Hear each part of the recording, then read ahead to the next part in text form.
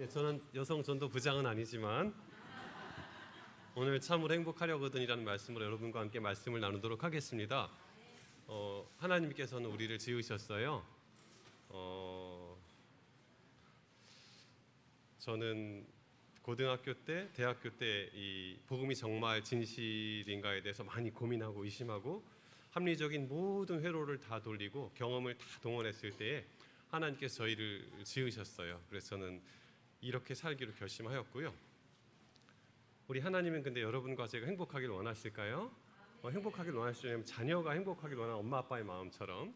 근데 저는 어저께 뭘 하고 다녔냐면요. 어저께 제가 서울에 있는 서울구치소에 갔다가 동부구치소로 이렇게 이동하는 과정에서 계속 전화를 했어요. 누구랑 전화했을까요? 어느 사건의 피해자와 전화를 했어요. 피해자와 전화를 하면서 가해자, 피고인의 변호인인데 내가 그 대가를 치르겠다. 합의를 할 수 있겠느냐. 이 전화를 계속했어요. 그리고 합의서를 받고 작성해서 재판부에 제출합니다. 그럼 어떻게 되죠?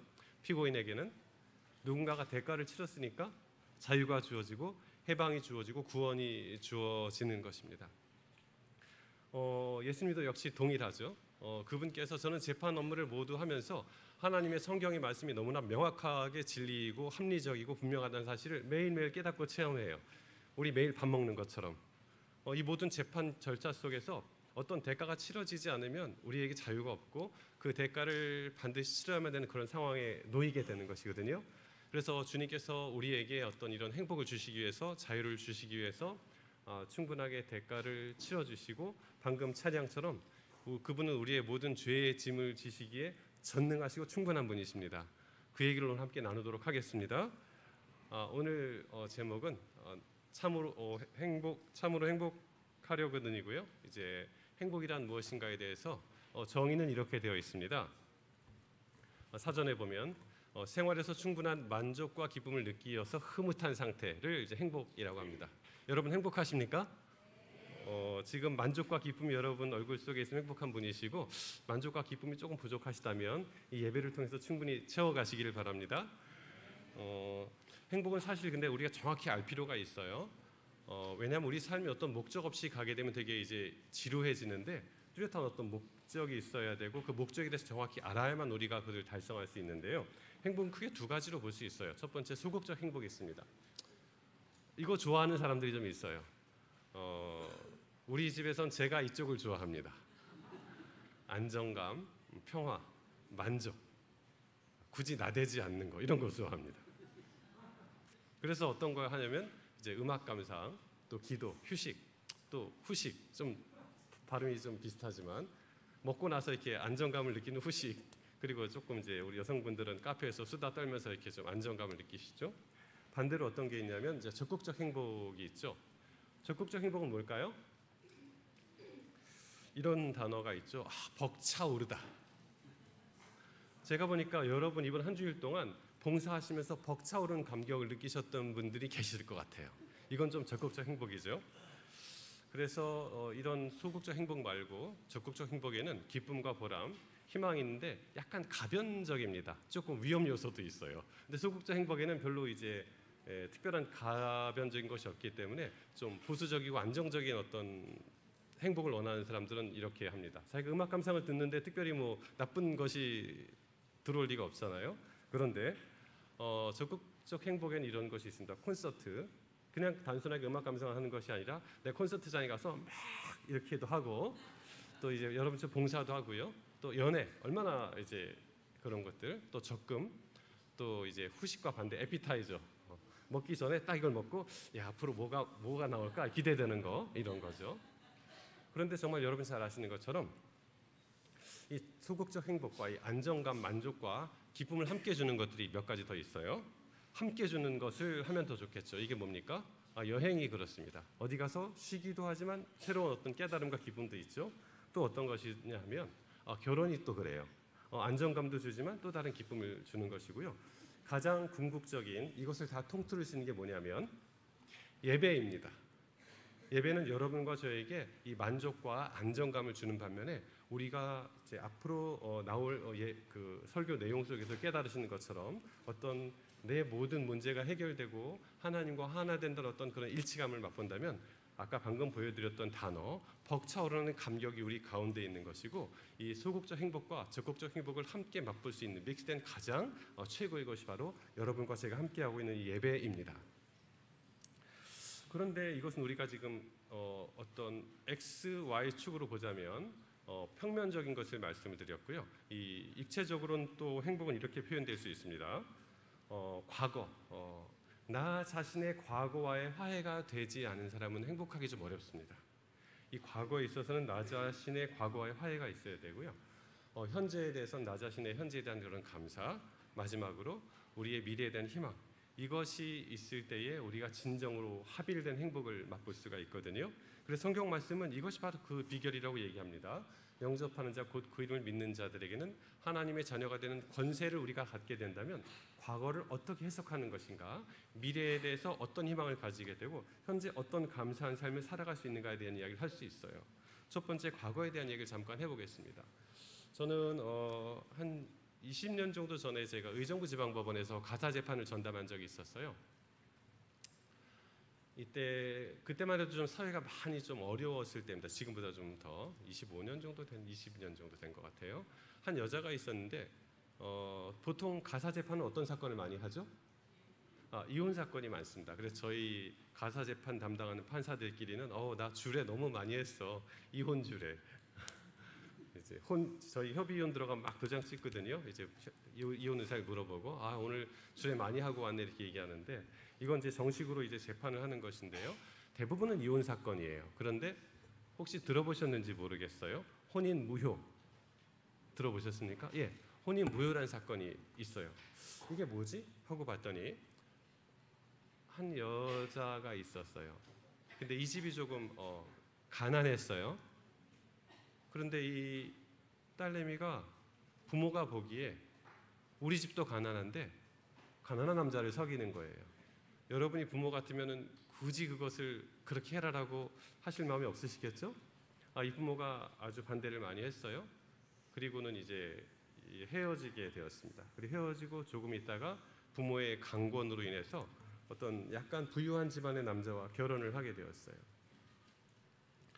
결혼하게 되었는데 이제 그쪽 부유한 집안 남자 쪽에서 이 워낙 처가가 어려우니까 돈을 좀 넉넉하게 도와줘서 처가가 그동안 가지고 있던 빚이 한 3천 정도 되었었는데 그 빚도 좀 갚아주고 아주 행복하게 잘 살았고, 특별히 이 남자가 3대 독자였는데 너무나 다행스럽게도 이 여자분이 결혼해서 조금 있다가 바로 아주 잘생긴 아들을 낳았어요. 그러니까 모두가 좋았겠죠. 이 가정은 행복하게 잘 살고 있었는데 그로부터 한 5, 6년 정도 지난 뒤에 저에게 사건이 온 것입니다. 뭐냐면 이 아이가 유치원인가 어린이집에 가서 놀다가 다쳤어요. 다쳤는데 좀 많이 다쳤던 것 같아요. 병원에 가서 수술을 해야 되는데 집에 연락이 잘 안 되는 거예요. 그래가지고 비상 연락망을 통해서 이제 아버지 직장 연락을 하고 아버지가 이제 병원에 와서 아이 수술에 동의하고 이렇게 하는 과정에서 보니까 혈액형이 다른 거예요. 이게 어떻게 된 것일까 하고 봤더니 이 결혼한 여자가 결혼하기 전에 한 열흘 정도 전에 이제 과거에 사귀었던 남자를 마지막으로 만나고 온 것이죠. 그리고는 이제 했는데 그것이 이제 신혼여행에서 임신한 아이인 줄 알고 한 5년 동안 온 가족이 아이를 사랑하고 키웠던 거죠. 그리고는 이제 아이가 6살 유치원 다니던 때에 이것이 처음 드러나게 된 것입니다. 그래서 이 남자 쪽에서는 이건 이혼할 수 있는 것이 아니다. 혼인 무효. 이 여자가 임신한 상태였다면 내가 이혼할 턱이 있었겠느냐라는 취지에서 혼인 무효를 해서 내 호적에 빨간 거 가게 할 수 없다. 이런 취지로 소송이 제기되어 들어온 것이었어요. 이 소송이 진행되었을 때에 누가 가장 고통스러워했는가 하면 누가 가장 힘들었을까요, 여러분?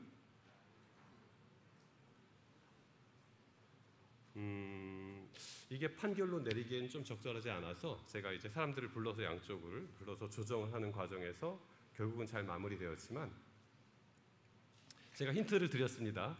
힌트를 드렸어요. 누가 제일 힘들어했냐면 이 4대 독자, 이 손주를 정말 물고 빨고 했던 할머니가 제일 힘들어했어요. 왜냐하면 이 병원에 다녀왔을 때 결과로는 내 손주예요, 내 손주가 아니에요? 내 손주가 아니에요. 그런데 내 마음은 내 손주예요, 내 손주가 아니에요? 내 손주예요. 왜냐? 5년 동안 그렇게 물고 빨고 했는데 어느 날 갑자기 얘가 우리 아이가 아니라고 그래서 미운 마음이 들지가 않는 거죠. 이 할머니가 너무나 고통스러워하는 거예요. 내가 사랑하지 말아야 되는 애를 사랑하고 있고 사랑할 아이가 아닌데 그런 마음들 때문에, 그리고 지난 5년간의 자신의 과거가 다 부정되는 듯한 느낌, 이런 것 때문에 할머니가 제일 남편과 그 젊은 이제 부부는 뭐 딱히 그렇게 의외로 아주 그랬는데 이 할머니가 너무너무 힘들어하셨어요. 그리고 이제 잘 재판이 마치고 한 6주, 7주 정도 지났을 때 할머니가 저한테 편지를 보내왔어요. 자기가 자기 남편이 죽었을 때에도 그렇게 힘들지 않았는데 인생에서 가장 힘든 시간을 겪던 그 몇 달 동안에 그 재판장에 와서 제가 충분히 얘기를 들어드리고 좀 위로해드리고 했거든요. 그랬더니 본인이 이제 그것에 대한 어떤 깊은 감동으로 저한테 편지를 적어왔어요. 판사님, 제가 드디어 이 아이를 제 마음에서 잘 떠나보냈습니다. 덕분에 감사합니다. 며칠 전 저희 집에 있던 마지막 아이의 짐을 소포로 싸서 보내고 그 위에다가 편지 봉투에 돈을 좀 담아서 전 며느리에게 보내고 이 아이를 잘 키워달라는 마지막 인사를 하고 보냈고, 제가 드디어 이제 정리하고 새로운 삶을 시작할 수 있게 도와주셔서 감사합니다라고 저에게 편지가 왔어요. 이분은 뭘 하신 거예요? 드디어 나 자신의 과거와의 화해를 한 거예요. 내가 무용해 보였고 좀 잘못 살아온 것 같고 뭔가 문제가 있었던 것 같은 그 과거를 이제 정리하고 그 시간에 이제 또 다른 의미를 부여할 수 있는 그런 삶을 시작했던 것이죠. 이 나 자신의 과거와의 화해가 있어야만 그 뒤의 것들이 시작될 수가 있는 것입니다. 오늘은 자신의 과거와의 화해를 했던 한 남자의 이야기를 할 거예요. 한 남자가 있었습니다. 이 사람은 형제 사이에 많은 다툼이 있었어요. 특별히 동생을 아주 많은 형제들이 미워했어요. 너무 미워했어요. 얄밉고. 결국은 이 형제들이 아버지가 없는 틈에 이 동생을 해치게 됩니다. 마치 납치한 것처럼 해서 다른 데로 보냈어요. 아버지는 이제 이 아들이 죽은 줄 알고 너무나 고통스러워하고 울고 집안의 분위기가 막 침울해져 있는 그런 상태였어요. 그러니까 이 남자는 더 이상 그 집에 있을 수가 없었어요. 그래서 성경은 이렇게 얘기합니다. 유다가 자기 아버지 집을 떠나라고 얘기하지 않고 어떻게 얘기해요? 자기 형제들로부터 떠나. 왜 이렇게 이들이 헤어지게 되었을까에 대한 그 내용은 창세기 38장이 아니라 바로 그 전장인 창세기 37장에 나와 있습니다. 왜냐하면 이 동생을 해치고 팔아넘기는 데 있어서 누가 주도적인 역할을 했죠? 유다가 그 주도적인 역할을 했기 때문에 그렇습니다. 유다가 자기 형제에게 이르되 우리가 우리 동생을 죽이고 피를 덮어둔들 무엇이 유익할까? 자, 그를 팔자. 손을 대지 말자. 우리의 동생이요 혈육이니라 했을 때에 그 형제들이 이것을 다 듣고 그렇게 팔아넘겼어요.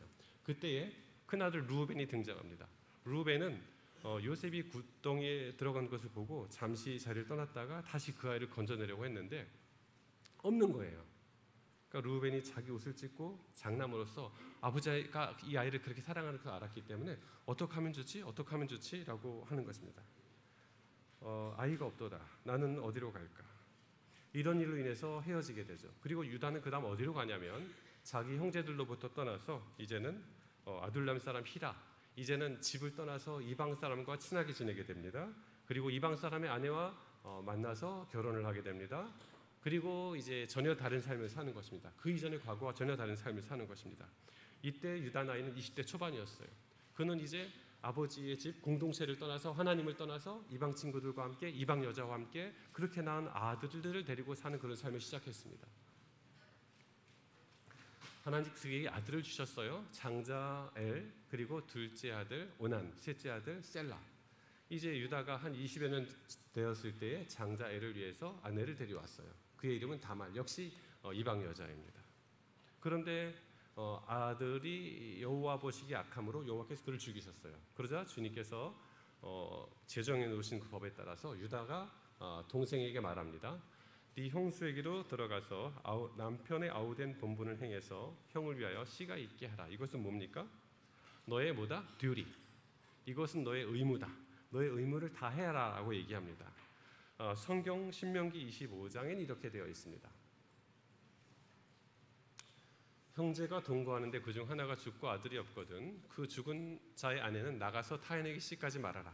그 남편의 형제가 아내를 삼아 그의 남편의 형제된 의무를 다 행할 것이고 그 여인의 낳은 첫 아들로 그 죽은 형제의 후사를 잇게 해서 그 이름을 이스라엘 중에서 끊어지지 않게 하라라는 것입니다. 이 창세기 37장 38장 이것은 하나님께서 아담이 죄를 범한 이후에 메시아를 통해서 이 아담의 모든 후손을 구원하고자 하시는 그런 어떤 계보를 우리한테 얘기해 주고 있는 것인데요. 이 37장 이렇게 시작합니다. 야곱의 족보는 이러하니라 라고 해서 우리가 어찌하든지 이 족보를 이어나가야만 거기에서 우리를 구원해 주실 메시아가 등장한다는 이야기를 하고 있는 것인데요.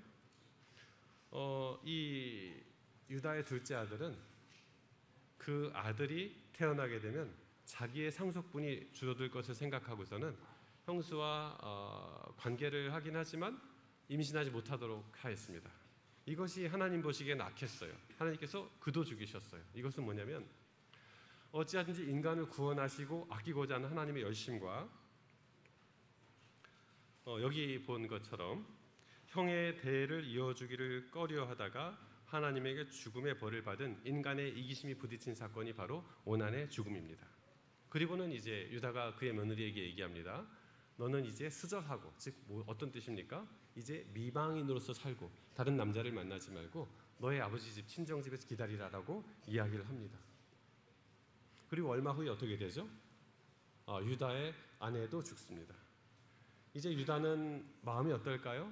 아버지 집을 떠나서 답답한 곳을 떠나서 이방 친구들과 있다가 이방 아내와 결혼하고 살았는데 큰아들 죽고 작은아들 죽고 이제 누구까지 죽었습니까? 아내까지 죽었습니다. 이런 상태에서 유다의 며느리 다말이 이제 어떤 사람들이 말하기를 유다가 그 재산인 양털을 깎으러 딥나로 올라온다라고 하니까 이 다말이 과부의 의복을 벗고서 이제 너울로 얼굴을 가리고 자기가 몸을 파는 여자처럼 딥나 길곁 에나의 문에 앉아 있습니다. 이렇게 다말이 한 이유는 그녀가 보았는데 무엇을 보았냐면 여러분 아시는 것처럼 지금의 여성의 지위와 달리 그 당시 여성의 지위는 저렇게 대를 잇고 가정에서 무언가를 하고 꾸리는 것이 여성의 삶의 의미이고 목적인데 이미 엘과 오난 이후에 만약 다말이 더 이상 대를 잇지 않는다면 저 다말의 인생은 아무 의미 없이 그냥 동물과 같이 끝나는 그런 인생이 되는 것입니다. 다말은 용기를 내었어요. 그리고는 저렇게 행동을 한 것인데 성경은 이것을 아주 아름답게 평가합니다. 룻기서에 보면 이렇게 되어 있어요. 4장 12절 여호와께서 즉 보아스가 룻을 만났을 때에 그 사람들이 축복하기를 여호와께서 이 소년 여자로 내게 후사를 주사 네 집으로 다말이 유다에게 낳아준 베레스의 집과 같게 하시기를 원하노라라고 축복합니다. 이 다말의 진정한 마음의 뜻을 이 사람들은 알고 있었거든요. 우리가 근데 여기서 간과하지 말아야 될 것은 다말이 지금 어떻게 몸 파는 여자처럼 옷을 입고 누구 앞에 나가려고 하는 것입니까? 유다 앞에 나가려고 하는 것입니다. 이것은 뭐냐면 당시에 유다라는 사람에 대해서 며느리가 어떻게 평가하는가에 대한 것이 다 나와요. 내 시아버지는 이 인간은 어떤 사람이다? 자기 아내를 잃고 난 이후에도 곧바로 이런 일을 할 사람이다. 그리고 이제 둘이 만나게 됩니다. 유다가 물어봅니다. 나와 관계를 하자. 그러자 여자가 대가를 요구하죠. 내가 염소 새끼를 주겠다. 그러니까 담보물을 요구합니다. 그때 유다가 무슨 담보물을 줄까? 다말이 말하기를 도장과 끈과 지팡이를 주십시오. 그리고 석 달이 지났어요. 어떤 사람이 유다에게 말합니다. 네 며느리 다말이 행음했고 그 행음으로 말미암아 임신하였느니라. 유다가 이르되 어떻게 말합니까? 그를 끌어내어 불사르라. 당시만 하더라도요. 행음한 사람은 어떻게 죽이죠? 맞습니다. 돌로 쳐 죽이는 것입니다. 불살라 죽이는 경우는 없어요. 유다는 어떻게 하고 있는 것입니까? 너무나 과민 반응하고 있는 것입니다. 그럴 만도 하죠. 아버지 집을 떠나서 이렇게 지금까지 살아온 자신의 삶이 너무 스스로도 짜증나 있는 상황이에요. 내 과거가 나도 마음에 들지 않고 아무도 마음에 들지 않고 아들들 다 죽고 아내 죽고 이제는 어떤 일까지 벌어집니까? 수절하라고 했던 며느리까지 다른 놈 아이를 배워가지고 와서 주위한테 그런 욕을 듣는 것입니다. 너 인생 하나도 가치 있는 거 없어. 모든 것이 다 네가 실패했잖아. 유다는 견딜 수가 없었어요. 우리 종종 이런 분들이 있죠. 별것 아닌데 아주 급발진하는 분 있죠. 이런 분들 우리가 이해해드려야 됩니다. 다 마음속에 상처와 불편함이 있기 때문에 그래요. 보실까요? 자존감이 좀 낮은 상태가 된 것이죠.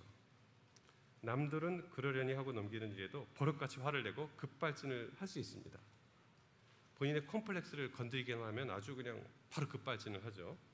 이렇게 급발진을 하는 자존감 낮은 사람들은 자신의 콤플렉스를 잘 관리하지 못하는 그런 증거라고 하기도 하는데 이렇게 되어 있습니다. 이 다말이 끌려나가면서 시아버지에게 이렇게 말합니다. 이 물건이 임자로 말미암아 임신했습니다. 청하건대 보소서. 이 도장과 그 끈과 지팡이가 누구의 것입니까?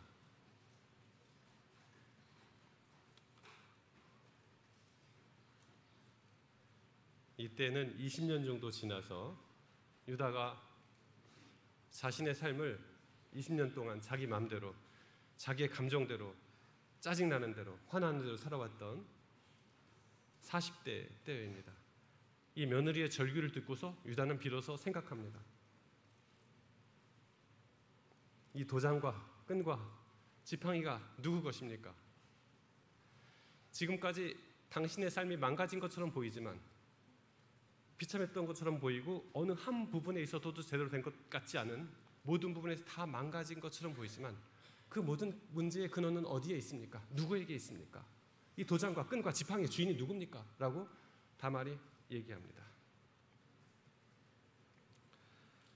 이와 동일한 일이 몇백 년 뒤에 있었습니다. 잠깐만요. 죄송합니다.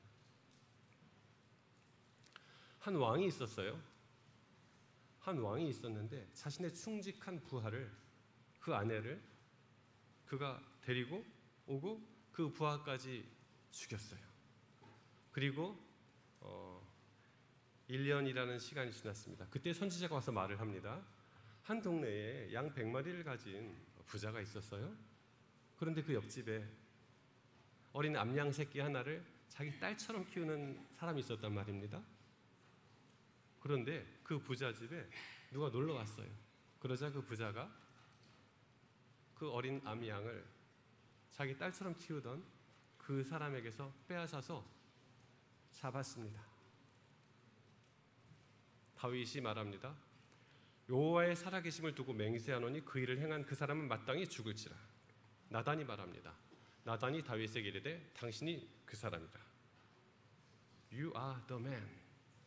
이 모든 문제의 근원은 당신에게 있습니다라고 말을 합니다.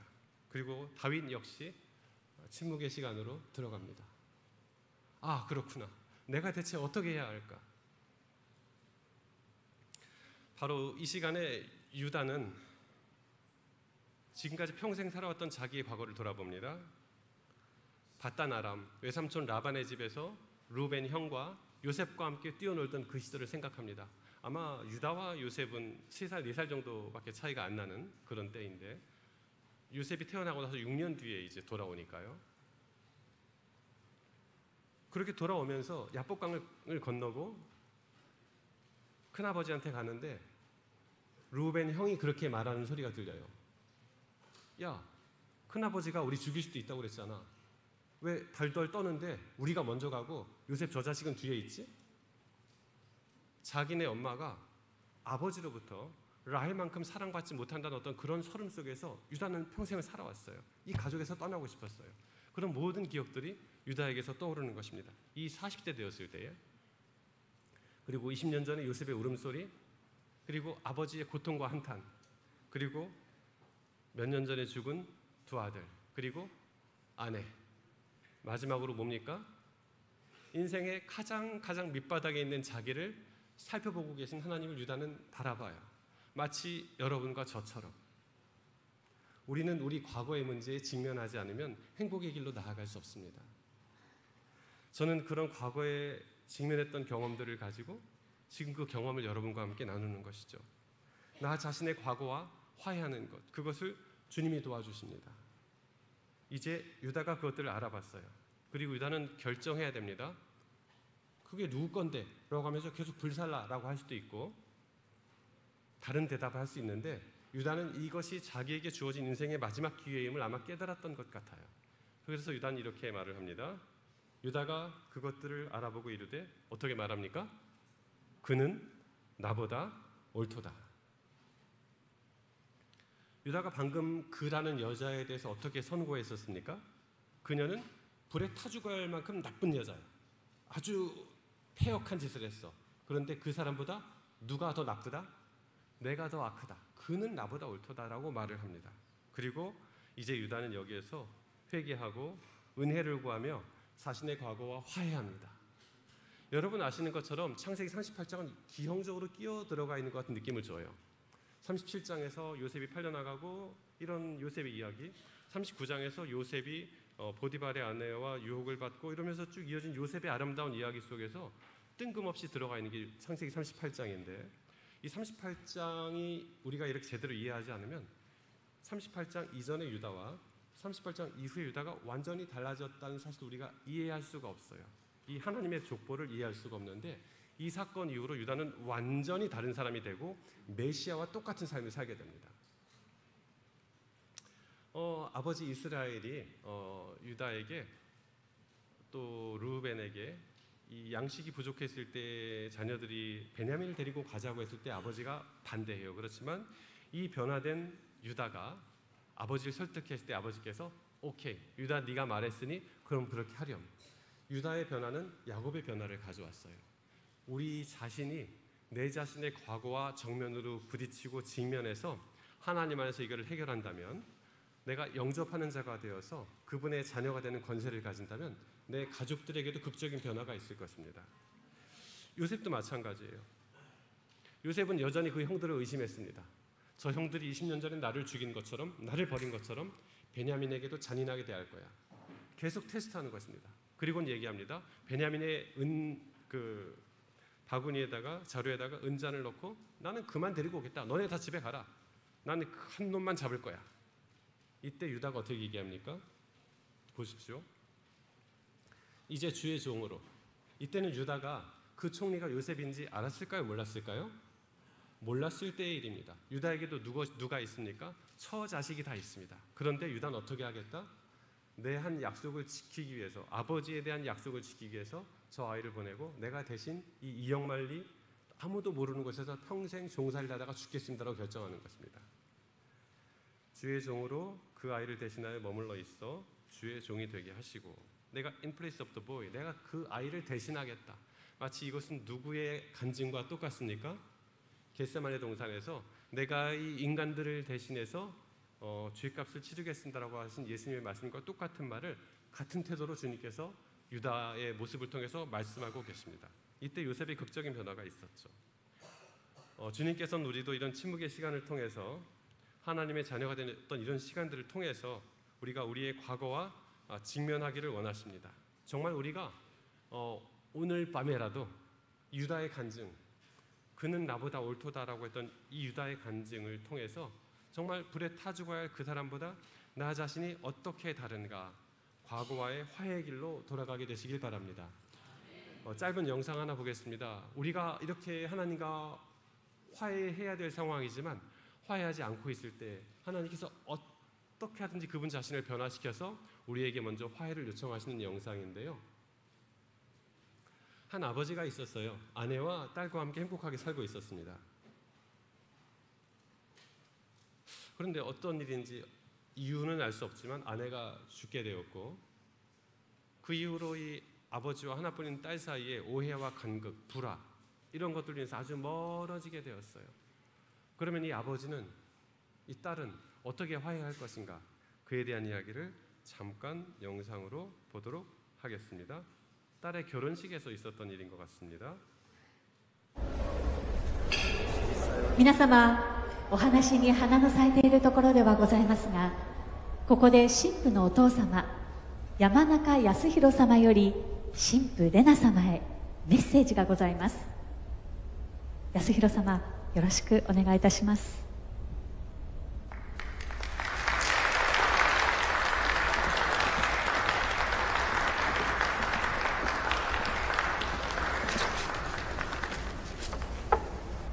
お父さんピアノ弾けるんだ。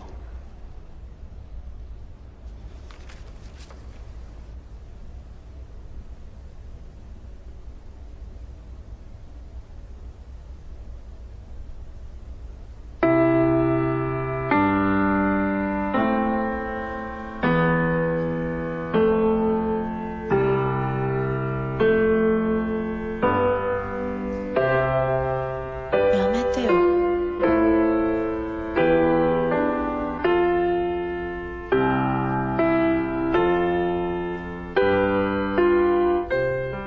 やめてよ。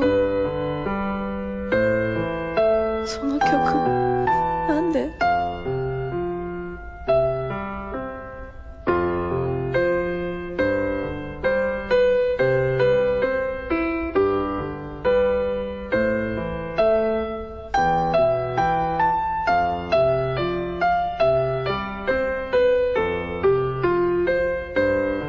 下手くそ。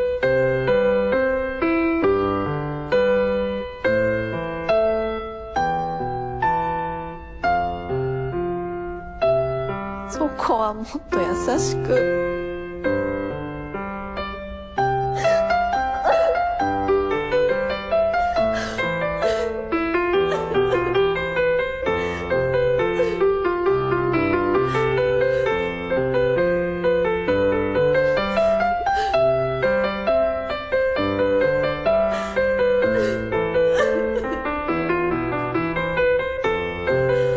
不器用なくせに。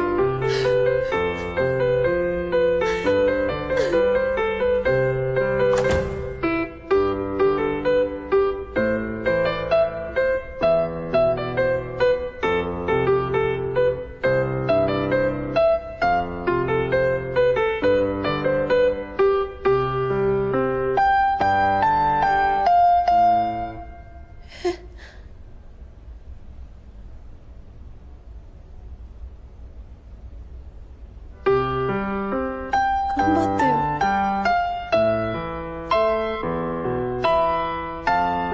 頑張れ。頑張れ。お父さん。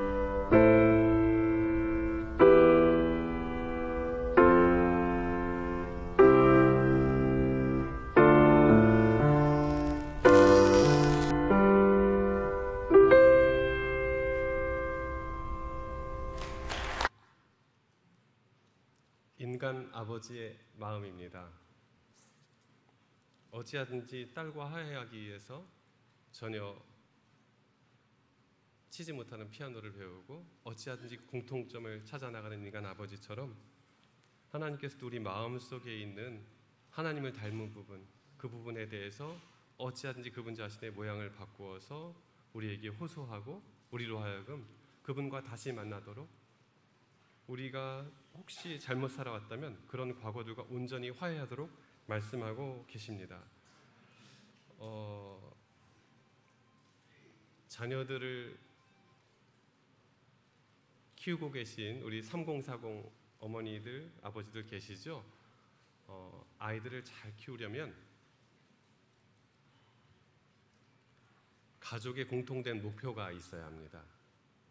뚜렷한 그 무엇이 없으면 그냥 중구난방으로 살다가 시간이 훌쩍 지나서 제 나이가 돼버립니다. 아이들이 막 이제 결혼하고 이제 막 그럴 때가 돼버리니까 지금 늦지 않았으니까 가족의 공통된 목표를 딱 세우시기 바래요. 과거에 우리나라는 이랬어요. 일제시대는 어떤 목표가 있었습니까?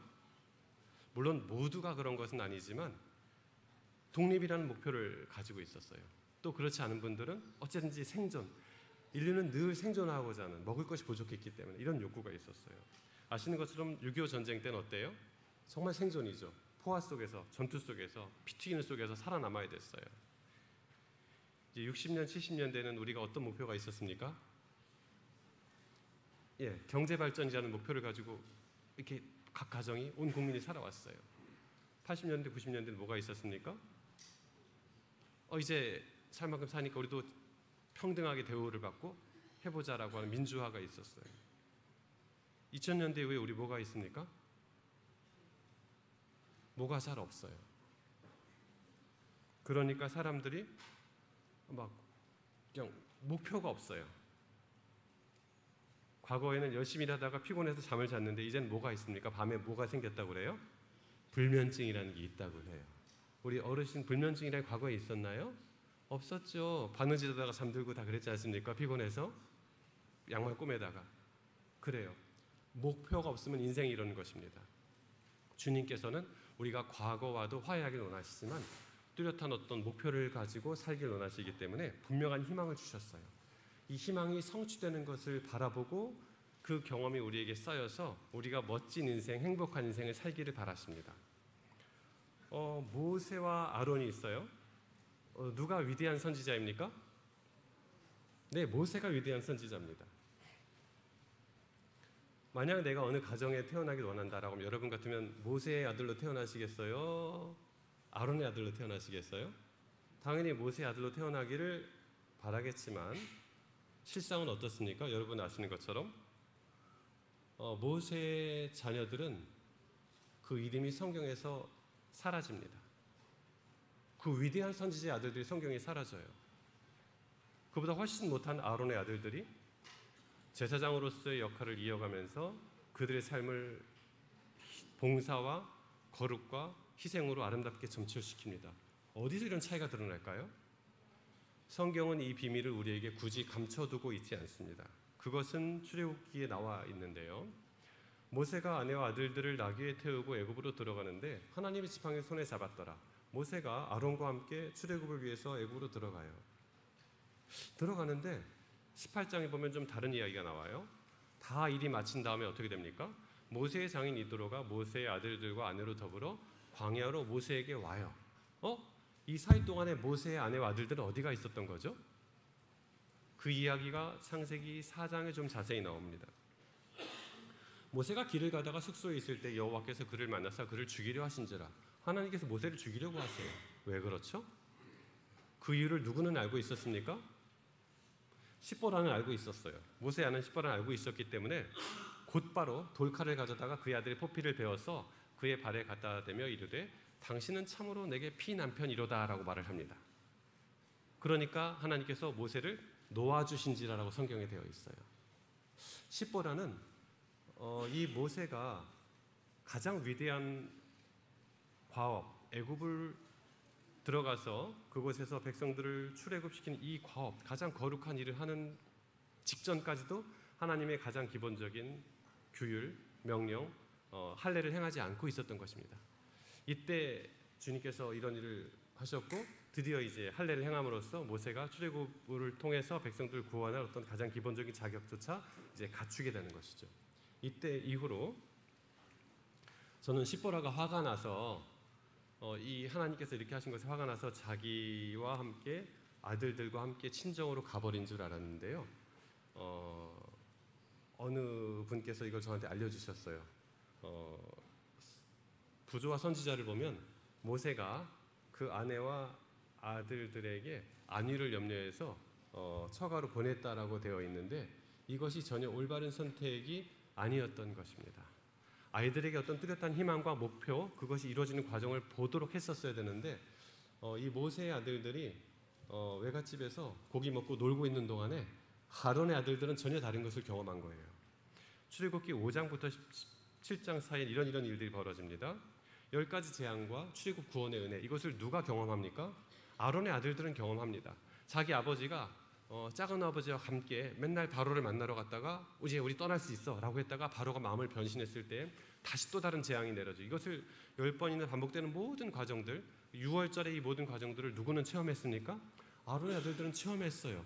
고통스럽지만 이 희망을 이뤄져 가는 과정들을 체험했기 때문에 이들은 그 마음속에 경험적인 믿음이 생긴 것이죠. 또 어떤 일이 벌어지냐면 잘 아시는 것처럼 홍해 앞에서의 죽음의 위기를 맞게 됩니다. 이 떨리는 마음, 공포스러운 마음, 그 이후에 누가 구원해 주십니까? 하나님께서 홍해를 통해서 구원해 주십니다. 이것을 모세의 아들들은 경험하지 못했지만 아론의 아들들은 경험했기 때문이죠. 이런 일들이 계속 벌어지고 있는 것입니다. 배 고팠다가 구원을 받고, 옛날에 그 무서운 전쟁, 정말 내장이 튀어나가고 목이 잘리고 하는 이 무서운 전쟁으로부터 아론과 훌이 모세의 양 옆에 있을 때에 여호수아를 통해서 아말렉과 싸워 이겼다는 이 모든 것들을 이 아들들은 경험하게 됩니다. 자, 우리는 무슨 희망을 가질 것인가인데요. 여러분 잘 아시는 것처럼 참된 희망은 우리가 말로 약속하는 것이 아닙니다. 뭡니까? 경험입니다.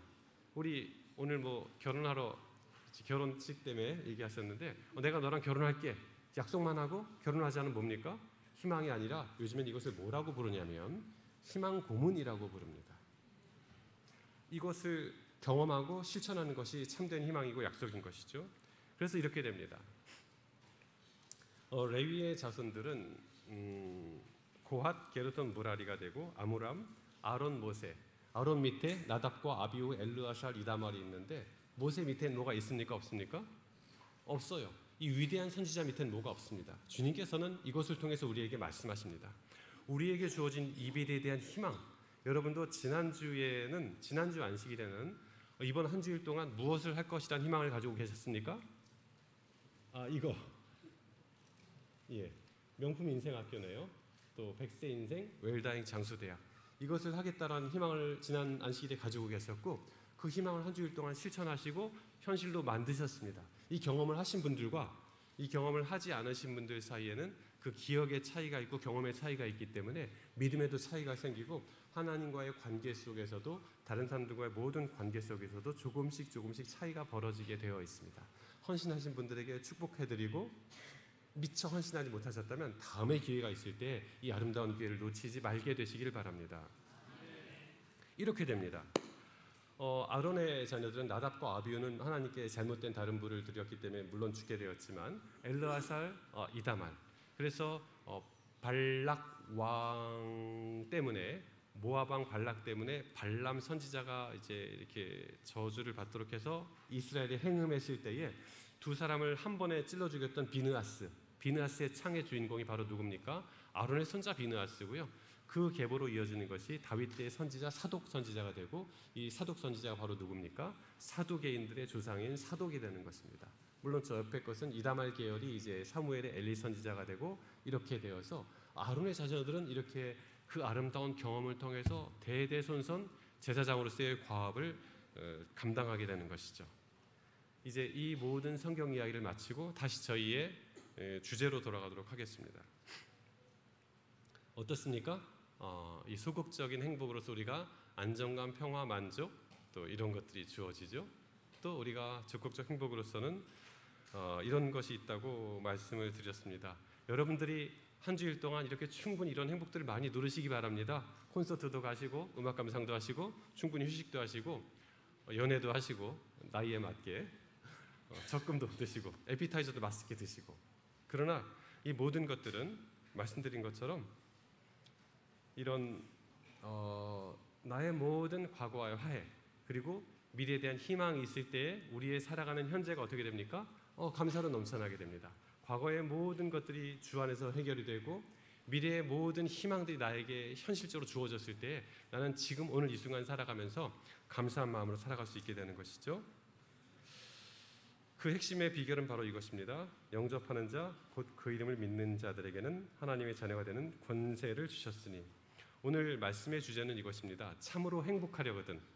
여러분이 참으로 행복하려거든 어떻게 해야 되는지를 아시겠죠?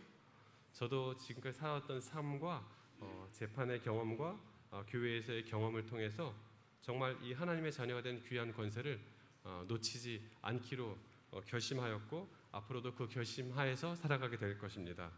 마지막 말씀입니다. 우리 모두가 정말 이 은혜를 인해서 믿음으로 말미암아 우리에게 주어진 구원을 얻게 되었습니다. 이 하나님의 풍요로운 선물, 또 변함없는 선물, 과거에도 주어졌지만 지금도 주어졌고 앞으로도 주어질 저 아름다운 선물의 주인공들이 꼭 되시길 바라면서 말씀 마치겠습니다.